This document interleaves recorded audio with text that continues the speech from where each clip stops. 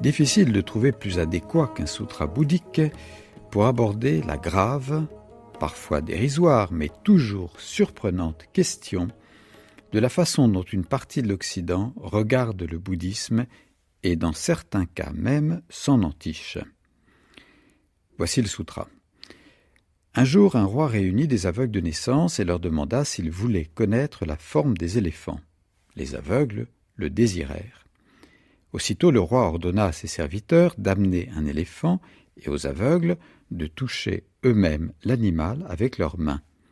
Parmi ceux-ci, certains, en tâtant l'éléphant, prirent la trompe. Et le roi leur dit « Ceci est l'éléphant ». Les autres, en tâtant l'éléphant, saisirent soit l'oreille, soit l'éléphant, soit la tête, soit le dos, soit le flanc, soit la cuisse, soit la patte antérieure, soit les traces de pas, soit la queue. À tous, le roi dit « Ceci est l'éléphant ». Alors, le roi fit écarter l'éléphant et demanda aux aveugles « De quelle nature est l'éléphant ?» Les aveugles qui avaient pris la trompe dirent « L'éléphant est semblable à un timon courbe ». Ceux qui avaient pris l'oreille dirent « L'éléphant est semblable à un panier ». Ceux qui avaient pris la tête dirent « L'éléphant est semblable à un chaudron ». Ceux qui avaient pris la cuisse dirent « L'éléphant est semblable à un arbre ». Ceux qui avaient pris la patte antérieure dirent « L'éléphant est semblable à une colonne ». Ceux qui avaient pris la queue dirent « L'éléphant est semblable à une corde », etc., etc. Ils s'accusèrent tous mutuellement d'avoir tort. Les uns disaient « C'est ainsi ». Les autres répliquaient « Non, ce n'est pas ainsi ». Au lieu de s'apaiser, leur discussion devint une querelle.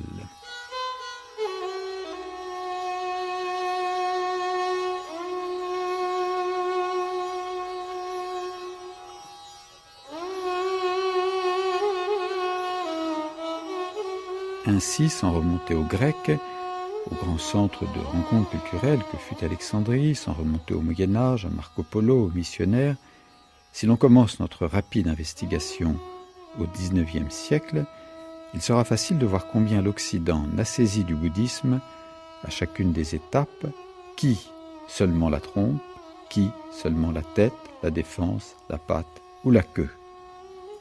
Depuis un demi-siècle, avec une transmission rigoureuse au sein du zen et l'arrivée d'authentiques maîtres tibétains soutenus par le rayonnement du Dalai Lama, la situation est en train de changer. Plus de rigueur, moins de projection de ses propres valeurs. Si l'on exclut l'influence de la mode, elle n'est pas à négliger, il paraît même que c'est un moteur essentiel dans les comportements humains, fermez la parenthèse. Ou si l'on exclut la fuite vers l'exotisme, toujours vivace, chez des êtres fragilisés, on peut, entre autres, éclairer 3 raisons qui expliqueraient le succès du bouddhisme en Occident. L'existence d'un besoin orphelin de spiritualité. Orphelin parce que, pour certains, les religions traditionnelles de l'Occident, fondées sur l'existence d'un Dieu personnel et d'un livre révélé, ne rempliraient pas ce besoin, ou bien ne sauraient pas trouver les pratiques qui permettraient de le remplir. L'importance donnée par le bouddhisme aux pratiques corporelles, principalement à la méditation, qui permet un ressourcement et le développement de capacités cognitives que de leur côté les scientifiques étudient. Il est certain que l'immense potentiel de perception est sous-employé par l'homme contemporain qui a oublié les vertus du silence, de la contemplation, voire de l'abandon à plus grand que soi, qui n'est peut-être qu'une manière de se retrouver. 3. Le bouddhisme, comme les religions traditionnelles, mais elles semblaient l'avoir occulté, insiste sur l'interdépendance. L'homme appartient à la terre et est responsable de son bon équilibre. L'homme n'est ni isolé au sein de la nature, ni par rapport à son passé. La loi du karma peut être interprétée d'une manière psychanalytique. Il n'est pas non plus isolé par rapport à l'ensemble de la communauté humaine.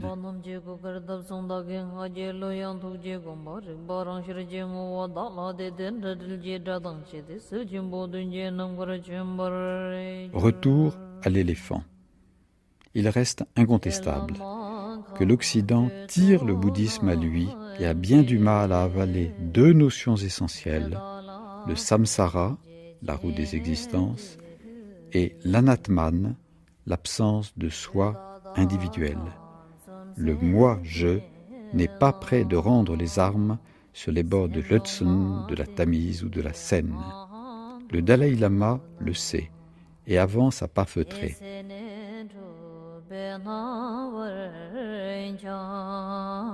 Reprenons à grands traits, et en choisissant quelques exemples, l'avancée du bouddhisme en Occident que Frédéric Lenoir a bien analysé. 1818. Schopenhauer publie la première édition du Monde comme volonté et comme représentation. Il modifiera son texte tout au long de sa vie en améliorant sa connaissance du bouddhisme, très lacunaire au début, alors qu'il avait quand même un certain commerce avec les Upanishads. Ce livre marquera plusieurs générations de philosophes qui retiendront une des idées centrales: le monde phénoménal n'est que notre représentation, et la souffrance est l'essence même de la vie. Très bien. Mais pratiquant un pessimisme radical, Schopenhauer ne voit pas d'issue à la souffrance, alors que l'enseignement du Bouddha consiste à trouver le chemin qui conduit à la cessation de la souffrance. D'autre part, il ne cesse d'insister sur le néant qu'attend l'homme. Confondre le nirvana avec le néant est une erreur qui se perpétue jusqu'à aujourd'hui. Parler de néant, ou à l'inverse d'ailleurs, parler de paradis, est une manière occidentale de penser. L'ai-je assez dit? On ne peut approcher le bouddhisme qu'en sortant de nos catégories mentales. Lecteur de Schopenhauer, Nietzsche comprendra le bouddhisme comme un nihilisme, adversaire des forces de la vie qu'il entend exalter. Il refuse par ailleurs la charité ou la compassion à l'égard des faibles. Le bouddhisme est donc, à ses yeux, aussi dangereux que le christianisme. Mais il a le génie de voir venir les temps nouveaux. Probabilité d'un nouveau bouddhisme européen, suprême danger, écrit-il.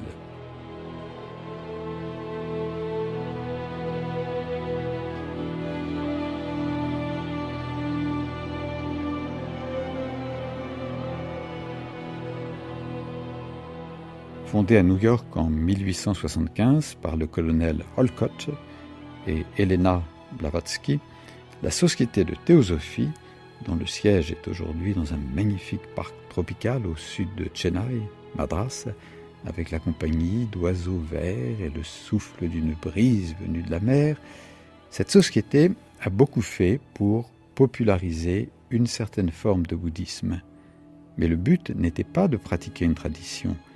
Il s'agissait de les dépasser afin de développer une nouvelle religion qui s'inspirerait de toutes celles qui avaient existé. C'est dans le même esprit que s'est tenu en 1893 à Chicago le Parlement mondial des religions, qui permit à beaucoup d'Occidentaux d'être impressionnés par les différentes formes de spiritualité asiatique. On a vu comment, après la Première Guerre mondiale, Alexandra David-Néel a joué un rôle considérable pour faire comprendre la profondeur du bouddhisme tibétain en s'appuyant sur une connaissance rigoureuse des textes et de la pratique.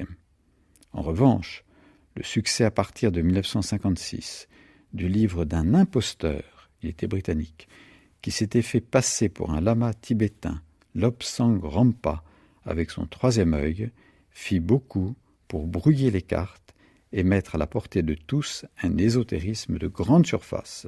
Du côté des orientalistes de langue française, un travail considérable d'étude et de traduction a permis d'éviter bien des âneries sur le bouddhisme.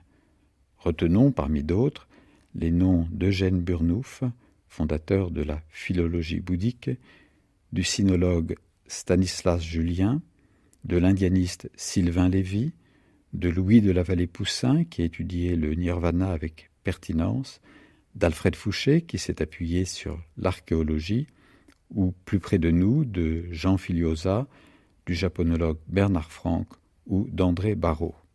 Pour la connaissance du zen, l'imposante étude de D.T. Suzuki, publiée en 1930, Essai sur le bouddhisme zen, a permis d'éviter les clichés et les approximations.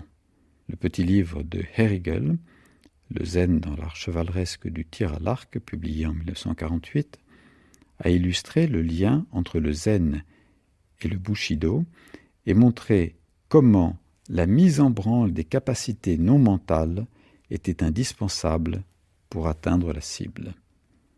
De leur côté, des penseurs aussi éminents que Carl Friedrich Graf Durkheim et Jung ont solidement établi des liens entre les manières de penser des deux mondes qui, contrairement à ce qu'affirmait Kipling, peuvent se rencontrer. On sait que Jung s'est servi de mandala dans ses thérapies. Plus près de nous, dans les médias, un homme comme Arnaud Desjardins est arrivé à populariser un bouddhisme tibétain introduit par de véritables maîtres judicieusement choisis.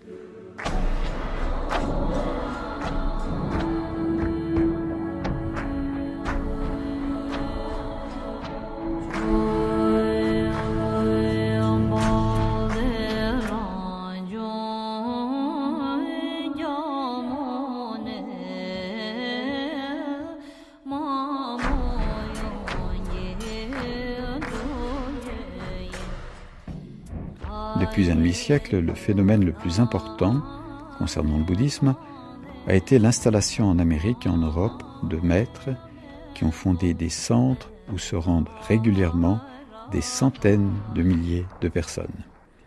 Pour le zen, un grand maître japonais, Suzuki Roshi, qui n'a rien à voir avec le Suzuki que nous venons de citer, s'est installé en 1959 aux États-Unis, ce qui a permis la création de dizaines de centres. Taizen Deshimaru s'est donné pour mission d'implanter le zen Soto en Europe, particulièrement en France, où il a débarqué en 1967, après avoir voyagé sur le transsibérien, sans soutien, sans argent, sans parler un mot de français et en s'exprimant dans un anglais plus que basique. Mais il était doué d'une indomptable énergie, d'une sorte de rude générosité et d'un charisme qui lui ont permis des prodiges. Avant de mourir, en 1982, il avait pu mettre sur pied le plus grand centre zen Soto en Occident, à la Gendronnière, en Touraine.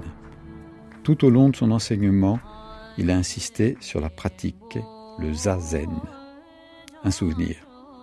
Nous sommes à Paris, peu après son arrivée. Il n'est pas connu. Dans une salle où se retrouvent des amateurs d'Orient, des sérieux mais aussi des fumeux, monnaie courante, on annonce une conférence sur le zen. La salle est pleine, entre un homme massif qui marche énergiquement vers l'estrade en riant. Il demande d'une grosse voix « You want to know what is Zen Buddhism ?»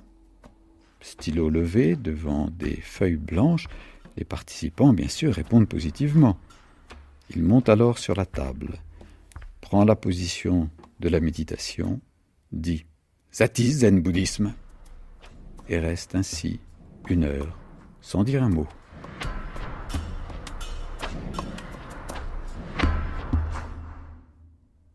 L'implantation du bouddhisme tibétain en Amérique et en Europe doit beaucoup à un être exceptionnel, un des plus grands du siècle, Kalu Rinpoché. Il est né en 1904 dans le Tibet oriental, a été ordonné moine à 13 ans. À 16 ans, il a accompli la retraite traditionnelle des moines tibétains qui dure 3 ans, 3 mois et 3 jours, dans le silence. Il vécut ensuite pendant 12 ans dans la solitude de l'Himalaya. En 1957, il se rendit au Bhoutan, puis en Inde en 1966. C'est à partir de 1971, jusqu'à sa mort, en 1989, qu'il voyagea inlassablement en Europe, aux États-Unis et au Canada. Il y fonda une centaine de centres de méditation et de retraite avec un esprit d'ouverture et de compassion qui suscitait l'adhésion des têtes les plus dures. Un enfant né en 1990 serait sa réincarnation. J'avais suivi son enseignement dans le centre du Vajrayana de Karma Ling. Il émanait de lui un rayonnement d'une telle évidence qu'on se sentait aussitôt transformé. On ne rencontrait pas une culture étrangère, on rencontrait une lumière universelle.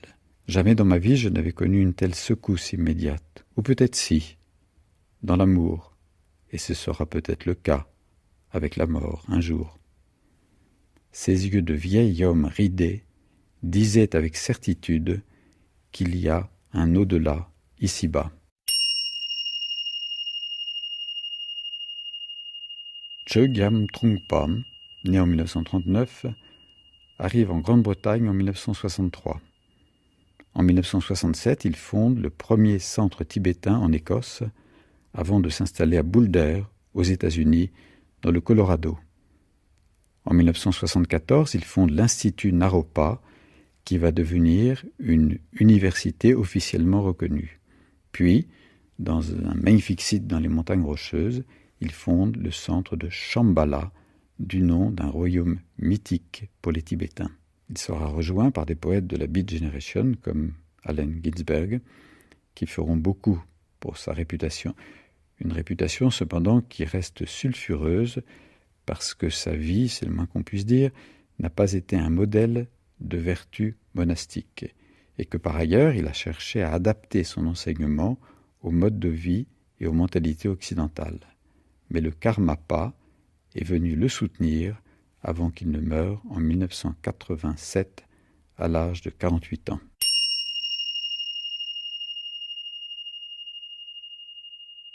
Soit un homme. Il ignore pourquoi il est arrivé dans un ventre.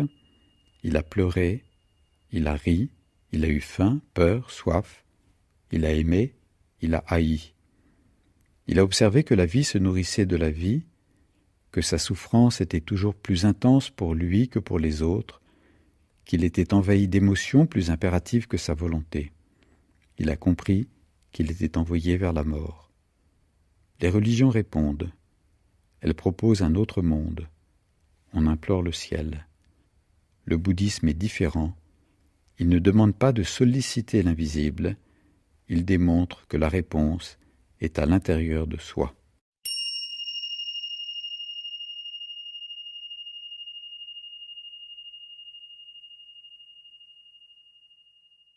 Moine, écoutez-moi bien maintenant.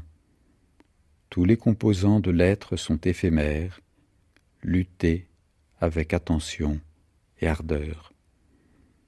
Telles furent les dernières paroles du Bouddha Shakyamuni à Kushinagara dans le nord de l'Inde il y a 25 siècles, c'est-à-dire aujourd'hui même.